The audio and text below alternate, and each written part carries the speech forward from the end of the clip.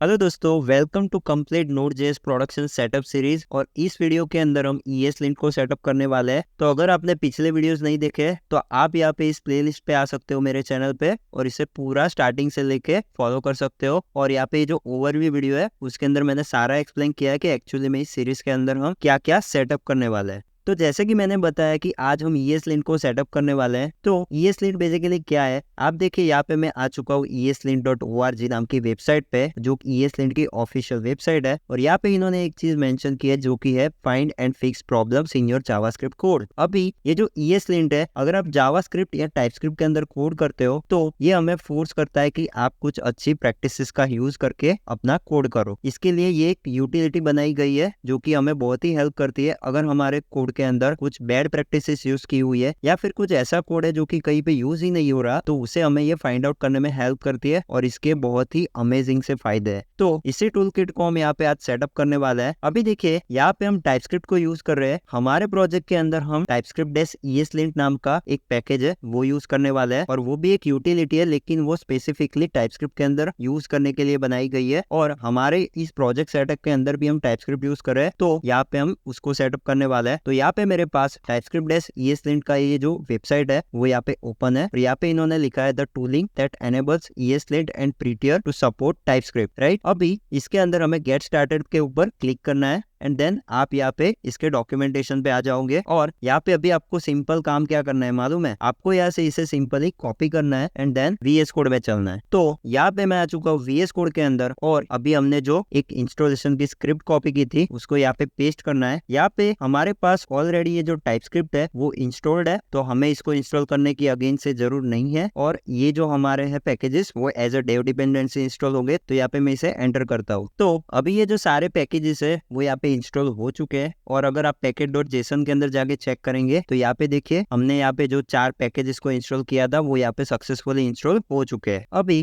ESLint को start करने से पहले हमें यहाँ पे कुछ कॉन्फ़िगरेशंस होते हैं जो कि फुलफिल करनी होती है। तो यहाँ पे इन्होंने स्टेप 2 के अंदर कॉन्फ़िगरेशन करके एक ब्लॉक दिया हुआ है, जिसको हमें यहाँ पे इसे कॉपी करना है और इसको हमें पुट करना है eslint.config.js नाम की फाइल के अंदर। तो यहाँ पे आपको रूट डायरेक्टरी के अंदर एक फाइल क्रिएट करनी है जो कि है eslint.config.js, एंड देन यहाँ पे इसे पेस्ट कर देना है। अभी अगेन अगर हम डॉक्यूमेंटेशन के अंदर जाए तो इन्होंने एक स्क्रिप्ट दी है जिसकी हेल्प से हम यहाँ पे चेक कर सकते हैं हमारे कोड के अंदर इस ESLint को रन करके कि एक्चुअली में ये काम कर रहा है या नहीं कर रहा। तो यहाँ पे मैं इसे पेस्ट करूंगा एंड देन यहाँ पे इसे एंटर करूंगा। तो अभी देखना यहाँ पे एक एरर आएगी, एंड वो एरर है कि एक्चुअली में ये जो इम्पोर्ट स्टेटमेंट है उसको आप इस अपने प्रोजेक्ट के अंदर यूज नहीं कर सकते। और उसका एक रीजन है कि हमारा ये जो प्रोजेक्ट सेटअप है उसके अंदर हमने यहाँ पे package.json के अंदर टाइप मॉड्यूल करके एक चीज नहीं डाली, लेकिन उसके लिए हमारे पास एक वर्क अराउंड है। तो उसके लिए हम क्या करेंगे, यहाँ पे जो eslint.config.js है उसका पीछे जो एक्सटेंशन है उसको mjs कर देंगे, एंड देन अब अगर हम अगेन इसे रन करेंगे तो आप देखना ये हमारा रन हो जाएगा। लेकिन इसके अंदर एक और दिक्कत है, ये जो हमारा रिसेंटली न्यू इंट्रोड्यूस हुआ है ESLint, इसके अंदर ये बहुत ही दिक्कत आ रही है। लोगों को ये सेटअप करने में बहुत ही दिक्कत हो रही है कि ये जो नया फ्लैट कॉन्फ़िगरेशन इन्होंने इंट्रोड्यूस किया है, अगर आप लिंटिंग विद टाइप इन्फॉर्मेशन में जाएंगे तो यहाँ पे इन्होंने सेक्शंस बनाए हुए हैं, जिसके अंदर एक यहाँ पे आप देखिए जो है फ्लैट कॉन्फ़िग, और एक है यहाँ पे एक और कॉन्फ़िगरेशन जो कि हम पहले सेटअप करते थे जब हम ESLint को यूज करते थे, लेकिन हम लेटेस्ट वाला यूज कर रहे हैं। तो इसके अंदर लोगों को बहुत दिक्कत आ रही है, लेकिन मैं आज आपको प्रॉपरली सेटअप करके दिखाने वाला हूँ कि इसको कैसे सेटअप करते हैं। तो यहाँ पे चलते अभी हम VS कोड के अंदर, और यहाँ पे ये जो एरर्स आ रही थी वो आ रही थी हमारे प्रोजेक्ट के डिस्ट फोल्डर के अंदर, और यहाँ पे ये जो कमिट लिंट हमारी जो एक और यूटिलिटी थी जो कि हमने सेटअप की थी उसके ऊपर। अभी इन दोनों फाइल्स को हमें लिंट नहीं करना है, बिकॉज ये हमारा जो लिंटिंग का प्रोसेस है वो सारा होना चाहिए हमारी टाइपस्क्रिप्ट फाइल के ऊपर। और यहाँ पे जो डिस्ट है वो सिर्फ हमारा जावास्क्रिप्ट का कंपाइल्ड वर्जन है, तो उसके अंदर हम क्यों लिंटिंग करेंगे। तो इसको सॉल्व करने के लिए आपको क्या करना है, मैंने यहाँ पे ये जो कॉन्फ़िगरेशन राइट करके यहाँ पे मैं पेस्ट करने वाला हूँ उसको आपको सिंपली राइट करके सेटअप करना है। तो यहाँ पे मैंने एक कॉन्फ़िगरेशन को पेस्ट कर दिया है, और यही सेम कॉन्फ़िगरेशन आपको भी यूज करना है अपने प्रोजेक्ट के अंदर। तो देखिए यहाँ पे ये जो कॉन्फ़िगरेशन है इसके अंदर हमने क्या बताया, यहाँ पे हमारा जो ESLint का जो पार्सर है उसको हमने बोला है कि तू प्रोजेक्ट के अंदर जो tsconfig.json है उसको फाइंड आउट कर पहले। तो अगर आप ट्रू करते हो तो वो ऑटोमेटिकली फाइंड आउट कर देगा। और यहाँ पे हमने tsconfig की एक रूट डायरेक्टरी भी बता दी है जो कि हमारी है। फिर यहाँ पे हमने इसको बोला है कि तुझे कौन कौन सी फाइल्स के ऊपर देखना है और उसे लिंक करना है किसी एरर के लिए, तो वो होगा हमारा यहाँ पे TS फाइल्स, और इसके ऊपर मैंने यहाँ पे एक ग्लोब अप्लाई किया हुआ है जिससे रिकर्सिवली चेक करेगा हमारे प्रोजेक्ट के फोल्डर्स के अंदर कि जो टाइपस्क्रिप्ट की फाइल्स है उसके ऊपर ही लिंक करना है। देन यहाँ पे हमने एक एक्सटेंड ब्लॉक यूज किया है और उसके अंदर हमने मेंशन किया है कि तू जो है ना वो ESLint की बहुत ही रिकमेंडेड जो कॉन्फ़िगरेशंस है उसको तो यूज कर और यहाँ पे एक्सटेंड कर दे, बट उसके साथ हमने यहाँ पे एक स्पेशल पैकेज यूज किया है जो कि है ये वाला TypeScript-ESLint, उसकी भी एक रिकमेंडेड टाइप चेकिंग की कॉन्फ़िगरेशन है, उसको भी यहाँ पे एक्सटेंड कर। ये दोनों लाइन है उसको हमने इसीलिए यूज किया है। देन यहाँ पे एक और ब्लॉक है जो कि बहुत ही मैंडेटरी अगर आप ESLint यूज करते हो, जिसके अंदर हम कुछ रूल्स डिफाइन करते हैं। अभी देखिए अगर मैं ये रूल्स यहाँ पे डिफाइन नहीं करता तो ये बाय डिफॉल्ट क्या करेगा, ये जो 2 लाइन्स है उसके अंदर जो हमें डिफॉल्ट रूल्स मिलते हैं उसको अप्लाई करेगा, लेकिन मैं चाहता हूँ कि यहाँ पे मैं कुछ अपने कस्टम रूल्स यहाँ पे डिफाइन करूँ और उसको जो पुराने जो डिफॉल्ट रूल है उसको ओवरराइड करूँ। अभी ये जो रूल है वो हमें ESLint प्रोवाइड करता है। तो यहाँ पे अगर आप ESLint की वेबसाइट पे जाओगे तो यहाँ पे इन्होंने एक रूल्स करके सेक्शन बनाया हुआ है जिसके अंदर बहुत सारे रूल्स यहाँ पे मेंशन किए हुए हैं, और मैंने जो वहाँ पे रूल राइट किया था जो कि द नो कंसोल, तो वो भी आपको यहाँ पे मिल जाएगा और एक्चुअली में ये क्या करता है वो मैं आपको बताने वाला हूँ। देखिए ये जो रूल है वो हमने इसलिए लगाया है बिकॉज मैं चाहता हूँ कि जब भी हम हमारा कोड गिटहब के अंदर पुश करें तो उसके अंदर कोई भी कंसोल लॉग स्टेटमेंट नहीं होना चाहिए, और अगर है तो हमें एरर मिलनी चाहिए। देखिए इसके पीछे का एक रीजन है कि अगर आपके प्रोजेक्ट के अंदर कंसोल लॉग स्टेटमेंट है तो आपकी जो एप्लीकेशन है उसका जो परफॉर्मेंस है वो स्लो होने वाला है अगर आपने बहुत सारे कंसोल लॉग स्टेटमेंट डाल रखे हैं। और हम आगे इस तरह का सेटअप करने वाले हैं कि अगर आपके ESLint के अंदर कुछ एरर डिटेक्ट हो रही है तो आपका जो कोड है वो कभी गिटहब के अंदर पुश ही नहीं होगा जब तक आप उस एरर को सॉल्व नहीं करोगे। तो इसी वजह से मैंने यहाँ पे इसे सेटअप किया हुआ है। देन ये जो सेकंड लाइन है उसके अंदर मैंने यहाँ पे इस कोड ESLint को एनफोर्स किया है कि तू मुझे फोर्स कर कि अगर मैं जावास्क्रिप्ट के अंदर सिंगल कोड के अलावा या फिर टेम्पलेट स्ट्रिंग जो कि हमारी ये बैकटिक वाली स्ट्रिंग होती है उसके अलावा अगर डबल कोड यूज कर रहा हूँ तो मैं ये इसे अलाउ नहीं करूंगा, और अगर मैं ऐसा कर रहा हूँ तो तू मुझे एरर देगा। तो ये सेकंड चीज वही है, और एक्चुअली मैं आपको इसको दिखाने वाला हूँ यूज करके कि कैसे ये हमें एरर डिटेक्ट करके देने वाला है। देखिए इतना सेटअप हो जाने के बाद आपको यहाँ पे क्या करना है, आपको अगेन ये जो कमांड है जो कि npx ESLint डॉट इसको रन करना है। अभी देखना क्या होगा, ये जो हमारी पिछली बारी एरर थी वो सारी चली जाएंगी और अभी हमें जो एरर मिल रही है वो सिर्फ मिल रही है app.ts के अंदर। अभी आप सोचोगे हमने यहाँ पे तो कुछ कोड ही राइट नहीं किया है, तो उसके पीछे का रीजन है। देखिए हमने जब हमारे पिछले वीडियोस के अंदर यहाँ पे एक console.log स्टेटमेंट डाला था, यहाँ पे हमने एक रूल डिफाइन किया है कि नो कंसोल स्टेटमेंट्स, तो यही वो यहाँ पे एरर डिटेक्ट करके देख रहा है। देख रहे हो आप, ये ESLint का पावर है। ये हमें बता रहा है कि तुमने तुम्हारे कोड के अंदर app.ts के अंदर ये console.log स्टेटमेंट डाल रखा है जिसको तुम्हें हटाना होगा। लेकिन इसको हम एप्लीकेशन टेस्टिंग के लिए तो रखेंगे, लेकिन जब हम एक्चुअली में कोड पुश करने जाएंगे तो हम यहाँ पे कुछ लिंट स्टेज नाम का हमने जो पैकेट डाला था, हमने जब हस्की सेटअप किया था, उसका यूज हम आज इस वीडियो के अंदर करने वाले हैं। तो वो जो लिंट स्टेज होगा उसकी हेल्प से हम ये ट्रैक करेंगे कि अगर हम पुश कर रहे हैं कोई कोड तो उससे पहले अगर ESLint में एरर आती है तो फिर हमारा जो वहाँ पे कमिट का जो कोड एग्जीक्यूशन होगा वो हम वहाँ पे ही रोकने वाले हैं। तो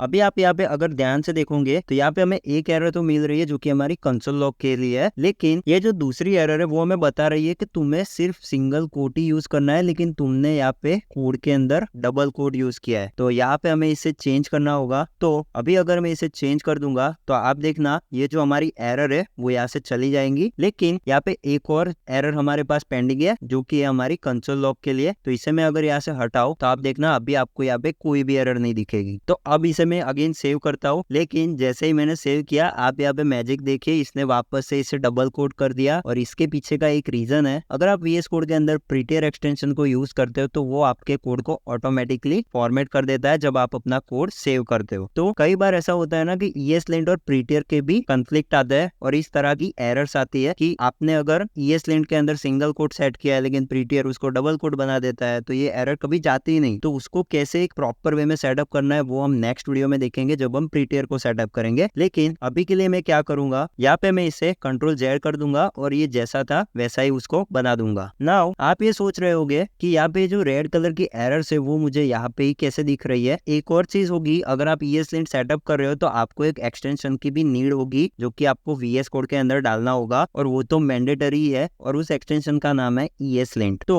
यहाँ पे अगर आप ESLint सर्च करोगे तो आपको यहाँ पे एक एक्सटेंशन मिलेगा जिसका नाम है ESLint, और अगर आप इसे डिसेबल कर दोगे एंड देन इसे रिस्टार्ट करोगे तो आप देखना अभी हमारी कोई भी एरर यहाँ पे डिटेक्ट नहीं हो रही। एक्चुअली में डिटेक्ट हो रही है, लेकिन आपको यहाँ पे VS कोड में दिख नहीं रही है। अगर मैं इसे इस यूटिलिटी को रन करूंगा तो आपको यहाँ पे एरर्स दिखने वाली है, लेकिन ऑन द टाइम जब आप डेवलपमेंट कर रहे हो उस वक्त आपको ये एरर्स नहीं दिखेंगी। तो अगर आप चाहते हो कि वो एरर्स आपको दिखे on the time at the time of the development, तो आप इसको इनेबल कर दीजिए और तभी ये आपका पूरा जो लाइव यहाँ पे आपको एरर्स दिख रही है वो दिखेगी। इसके बाद आपको एक और पैकेज है जो कि एरर लेंस। इसको भी अगर आप चाहो तो इंस्टॉल कर सकते हो, वैसे ये ऑप्शनल है, बट ये आपको क्या हेल्प करेगा कि आपको यहाँ पे ये जो VS कोड के अंदर इस मैसेज के साइड में जो मैसेज दिख रहा है जो कि है अनएक्सपेक्टेड कंसोल स्टेटमेंट, ये आपको साइड में ही दिख जाएगा VS कोड के अंदर। तो ये आपको थोड़ा और बेटर हेल्प करेगा मैसेजेस को ऑन द व्यू देखने के लिए। तो ये दोनों एक्सटेंशंस इंस्टॉल करने के बाद आपको यहाँ पे ESLint का जो पूरा सेटअप है वो कंप्लीट हो जाता है। अभी हमें हमारे प्रोजेक्ट के अंदर कुछ चेंजेस करने हैं बिकॉज हमने हमारे ESLint को सेटअप किया है। तो इसको मैं सारा क्लोज कर देता हूँ और अभी हमें चलना है packet.json के अंदर और यहाँ पे आपको मिलेगी स्क्रिप्ट्स करके एक ऑब्जेक्ट। तो यहाँ पे मैंने आपको बताया था कि यहाँ पे हम बहुत सारे स्क्रिप्ट्स ऐड करने वाले हैं, तो उसी तरह से हमें यहाँ पे एक स्क्रिप्ट ऐड करनी होगी जो कि हमें हेल्प करेगी हमारे प्रोजेक्ट को लिंट करने के लिए। तो यहाँ पे स्क्रिप्ट का नाम होगा लिंट और यहाँ पे मुझे राइट करना है ESLint डॉट और यहाँ पे सिंपली कॉमा लगा देना है। देन एक और हमें स्क्रिप्ट चाहिए जो कि होगी हमारी लिंट फिक्स और यहाँ पे हमें लिखना है ESLint डॉट और हाइफन फिक्स। तो ये जो लिंट फिक्स नाम की जो स्क्रिप्ट होगी वो हमें हेल्प करेगी ऑटोमेटिकली जो कुछ चेंजेस होते हैं उसको अप्लाई करने के लिए जो हमारे ESLint के रूल्स के अकॉर्डिंग हो गए। देखिए मैं आपको इसे अप्लाई करके दिखाता हूँ। तो यहाँ पे अगर मैं app.ts के अंदर जाऊंगा तो अभी आप देखना यहाँ पे ये जो सब्सक्राइब नाउ है उसके डबल कोट है। तो अभी अगर मैं इसे npm run lint fix करूंगा तो ये कन्वर्ट हो जाएगा हमारा सिंगल कोट के अंदर। तो अभी आप देखिए अभी हमारे पास पहले 2 एरर थी लेकिन अभी सिर्फ एक ही एरर है और वो है अनएक्सपेक्टेड कंसोल स्टेटमेंट, और वो जो हमारी स्ट्रिंग वाली जो सिंगल कोट की एरर थी वो यहाँ से चली गई है तो इसने ये ऑटोमेटिकली फिक्स कर दी। तो इसके लिए हम ये यहाँ पे यूज करने वाले हैं। अभी ये दोनों स्क्रिप्ट ऐड हो जाने के बाद हमने यहाँ पे हस्की वाले वीडियो के अंदर एक पैकेज इंस्टॉल किया था जो कि था हमारा लिंट स्टेज। तो उसको हमें सेटअप करना है ताकि जब हम पुश करने जाए तो उससे पहले हम ये चेक कर सके कि क्या हम हमारा जो कोड पुश कर रहे हैं उसके अंदर कोई एरर तो नहीं है। जैसे कि यहाँ पे एक एरर है जो कि हमें यहाँ पे दिक्कत कर रही है। तो अब देखना जब हम कोड पुश करने जाएंगे ना तो हमारा लिंट स्टेज एक बार सेटअप हो जाता है तो उसके बाद ये जब हम कोड पुश करेंगे तो वहां पे हमें एरर मिलेगी। तो उसके लिए आपको यहाँ पे एक नई की ऐड करनी है और यहाँ पे आपको लिखना है लिंट डैश स्टेज और यहाँ पे आपको एक ऑब्जेक्ट क्रिएट करना है और इसके अंदर एक कॉन्फ़िगरेशन डालनी है जो कि होगी हमारी टाइपस्क्रिप्ट फाइल्स के लिए। तो यहाँ पे आपको लिखना है star.ts और यहाँ पे हमें कुछ स्क्रिप्ट रन करनी है जिसमें से हमारी जो पहली स्क्रिप्ट होगी वो होगी npm run और यहाँ पे होगी लिंट फिक्स। तो जब हम हमारा कोड स्टेजिंग एनवायरनमेंट के अंदर डालेंगे एंड देन कमिट करने का ट्राई करेंगे तब ये जो हमारी स्क्रिप्ट है जो कि हमने यहाँ पे क्रिएट की है जो कि चेक करेगी हमारे लिंटिंग के थ्रू। तो इतना ऐड हो जाने के बाद हमें यहाँ पे क्या करना है, हमें यहाँ पे जो ये .husky फोल्डर है उसके अंदर जाना है और यहाँ पे हमारे पास एक हुक है जो कि है प्री कमिट। इसके अंदर हमें कुछ चीजें ऐड करनी है। तो यहाँ पे इस फाइल के अंदर आपको यहाँ पे एक कमांड पेस्ट करना है जो कि होगा npx lint stage। तो यहाँ पे मैं इसे पेस्ट कर देता हूँ और आपको एज इट इज ही इसे यहाँ पे पेस्ट करना है जैसे मैंने यहाँ पे किया हुआ है। तो यहाँ पे आपको लिखना है npx lint dash stage और मेक श्योर कि ये वाली जो ऊपर की लाइन है वो भी एग्जिस्ट करती हो। तो ये अभी क्या करने वाला है, हमारा जो हमने यहाँ पे ये जो ब्लॉक डिफाइन किया है उसको ये रन करेगा और इसके लिए मेक श्योर कि आपने ये जो लिंट स्टेज नाम का जो पैकेज है वो पहले इंस्टॉल किया हुआ हो, नहीं तो ये काम नहीं करेगा। तो बस इतना सेटअप करने के बाद अभी हम चेक करते हैं कि क्या हमारी जो कमिट है वो अभी हमारे app.ts के अंदर एरर है तो क्या वो कमिट हो पाएगा। चलिए इसे चेक करते हैं। तो यहाँ पे मैं इसे क्लियर करता हूँ और अभी हम करते हैं git add dot and then यहाँ पे आपको करना है git commit -am और अभी हमने क्या किया है, यहाँ पे किया है setup ESLint एंड देन यहाँ पे एंटर करता हूँ। तो अभी आप देखिए यहाँ पे इसने कुछ प्रोसेसिंग की और इसके अंदर पहले इसने चेक किया packet.json के अंदर जाके और यहाँ पे इसने एक कमांड रन किया लेकिन उसको इसके अंदर एरर मिली। तो इसने हमें यहाँ पे दिखा दिया है कि आपकी यहाँ पे जो एरर है वो रिलेटेड है कंसोल लॉग स्टेटमेंट में इस app.ts के अंदर। तो इसके अंदर अभी हम जाएंगे तो आप देखना यहाँ पे अभी हमें एरर नहीं दिख रही है और इसके लिए कई बार ना आपको यहाँ पे अभी हमने ये जो ESLint था वो डिसेबल किया था तो आपको इसे अगेन एक बार रिस्टार्ट कर देना है। तो ये जो ESLint का जो सर्वर है उसे मैंने रिस्टार्ट कर दिया है और उसके लिए आप Ctrl+Shift+P या अगर आप मैक यूज करते हो तो Command+Shift+P यूज करके इसे ओपन करके यहाँ पे सर्च करेंगे रिस्टार्ट ESLint सर्वर, तो ये आपको यहाँ पे मिल जाएगा और इसको आपको सिंपली ऐसे कर देना है, तो जिससे आपका ESLint का सर्वर रिस्टार्ट हो जाएगा। तो अभी हमें इस एरर को सॉल्व करना होगा, तभी हम ये जो कोड है उसको पुश कर पाएंगे। और उसके लिए अभी हम क्या करेंगे, ये जो हमारा जो स्टेटमेंट था उसको हम यहाँ से डिलीट करने वाले हैं और यही हमारा अभी के लिए बेस्ट वे है इस कमिट को पुश करने के लिए। तो यहाँ पे मैं इसे अगेन git add डॉट करूंगा एंड देन हमारी जो कमिट थी उसे रीअप्लाई करने का ट्राई करूंगा। तो अब देखना ये जो हमारा लिंट फिक्स वाला जो इश्यू था वो यहाँ पे क्लीन हो चुका है और हमें यहाँ पे सक्सेस मिल चुकी है और हमारी कमिट जो है वो सक्सेसफुल हो चुकी है। अभी मैं इसे पुश कर देता हूँ git push origin master और इस वीडियो में हमने पूरा जो ESLint था उसका सेटअप कर लिया है और अभी इसके साथ हम प्रीटियर का भी कॉन्फ़िगरेशन करने वाले हैं नेक्स्ट वीडियो के अंदर। तो प्लीज अभी अगर आपको ये वीडियो पसंद आया है तो इस वीडियो को लाइक कीजिए और ये मेरी जो पूरी सीरीज है उसको भी आप अपने दोस्तों के साथ शेयर कर सकते हो बिकॉज ये बहुत ही एक्साइटिंग सीरीज होने वाली है। तो मिलते हैं अभी नेक्स्ट वीडियो के अंदर। Till than happy coding.